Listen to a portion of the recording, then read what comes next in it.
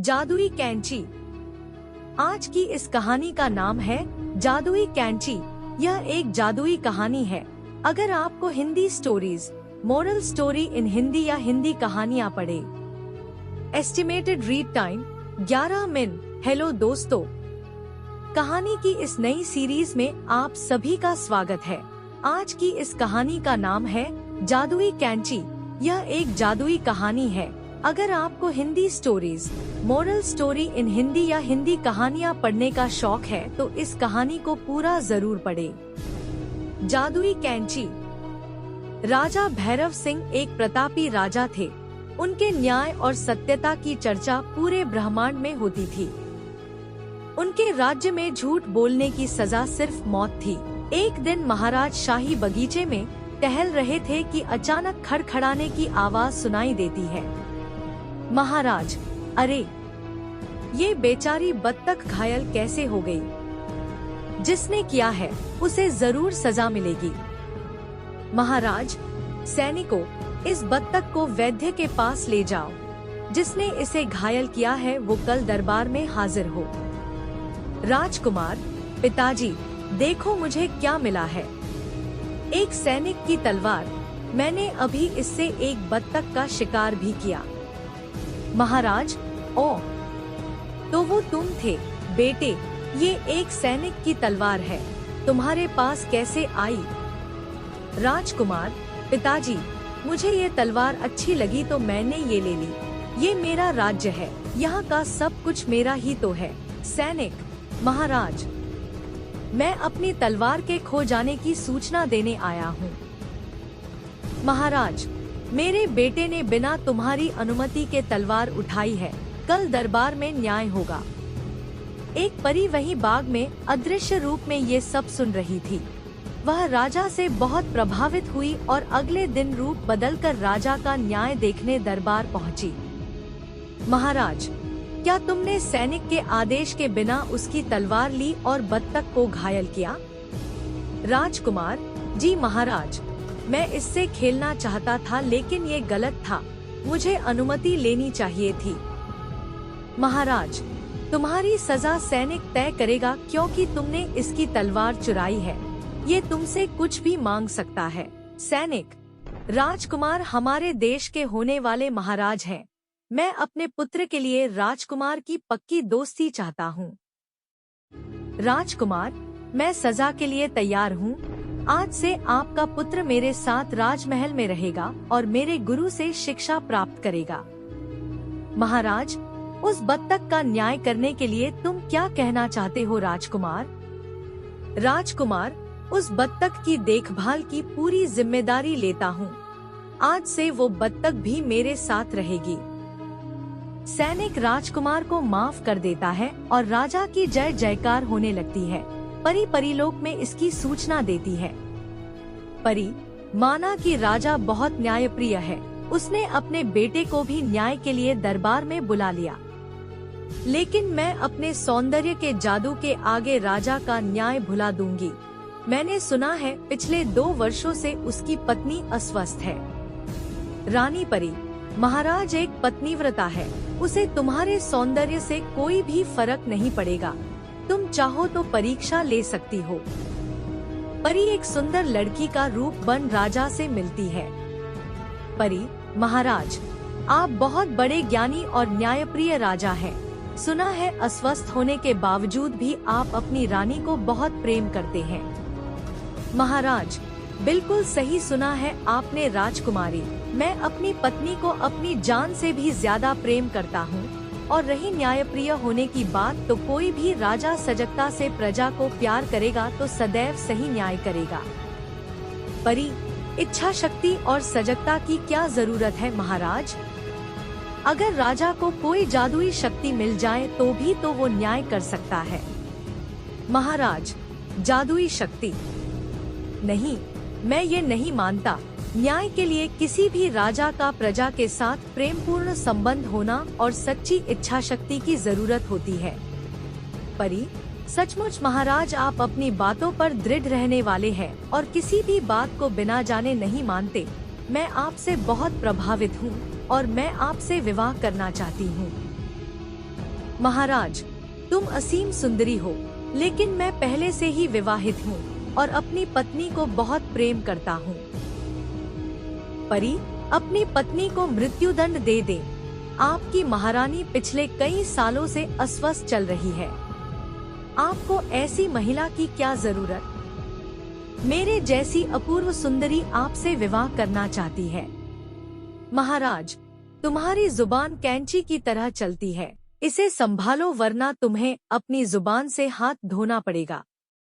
तुम्हारी इतनी हिम्मत, तुम मुझसे मेरी प्रिय पत्नी की हत्या करने को कहो।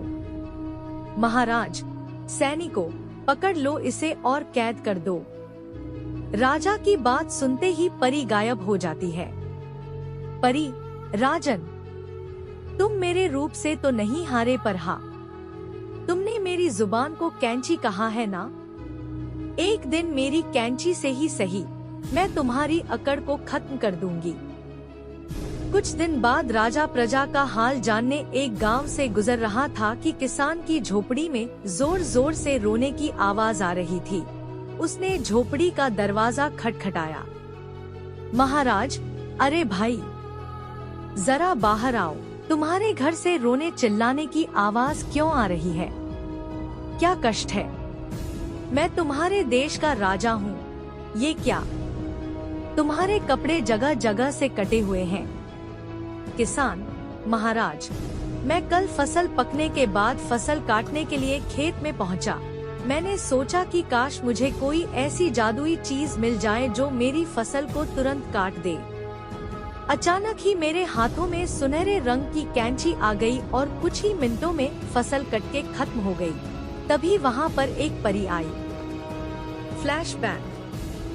परी, ये जादुई कैंची है। ये सभी का न्याय करती है और असत्य बोलने वालों के कपड़े काट देती है और कपड़ों को काटकर उन्हें नग्न कर देती है। ये मेरी तरफ से राजा को उपहार है। न्याय के लिए राजा को अब दर दर भटकने की प्रजा का सुख, दुख, मनोदशा जानने की जरूरत नहीं। कैंची की सहायता से वह न्याय कर सकता है। किसान, महाराज, मैं कैंची लेकर घर आ गया तो मेरी पत्नी ने मुझसे पूछा। पत्नी, क्यों जी? सुबह के गए अब लौटे हो, इतनी देर कैसे हो गई? किसान, मैंने कड़ी मेहनत करके फसल को काटा है, इसकी वजह से मुझे देर हो गई। किसान, महाराज, क्योंकि मैंने झूठ बोला तो कैंची ने मेरे सारे वस्त्र काट दिए। उसके बाद जब मैंने अपनी पत्नी से पूछा, किसान, आज सारा दिन क्या किया? खाना खाया या नहीं खाया? पत्नी, पूरे दिन उपवास रखकर भूखी प्यासी तुम्हारा इंतजार कर रही थी। किसान, उसके ऐसा कहते ही कैंची ने उसके कपड़ों को भी काट दिया और हम दोनों को ये समझ में आ गया कि हम दोनों ही एक दूसरे से झूठ बोल रहे थे। इसलिए कैंची ने हमारे सत्य को बाहर निकालने के लिए हमारे वस्त्रों को काट दिया। हम चाहते हैं कि आप इस कैंची को स्वीकार करें, ये न्याय करने में आपकी मदद करेगी। किसान की बात सुनकर राजा ने किसान से वह जादुई कैंची ले ली और राजमहल की तरफ चल पड़ा। एक दिन, महाराज, बोलो, क्या शिकायत है? आदमी, महाराज, ये ग्वाला दूध में पानी मिला कर देता है। महाराज, सच बताओ, क्या तुमने दूध में पानी मिलाया था? ग्वाला, नहीं महाराज, मैं इतना पापी नहीं कि दूध में पानी मिलाऊं। आदमी, ये व्यक्ति पूरी तरह से झूठ बोल रहा है। तभी देखते ही देखते जादुई कैंची ने उस ग्वाला के सारे कपड़े काट दिए। ग्वाला, मुझे माफ करे सरकार, मुझसे गलती हो गई। आपकी जादुई कैंची ने भरे दरबार में मेरे कपड़े काट दिए। अदृश्य रूप में परी यह सब देखकर मन ही मन मुस्कुराने लगी। सब लोग राजा की जय जयकार करने लगे।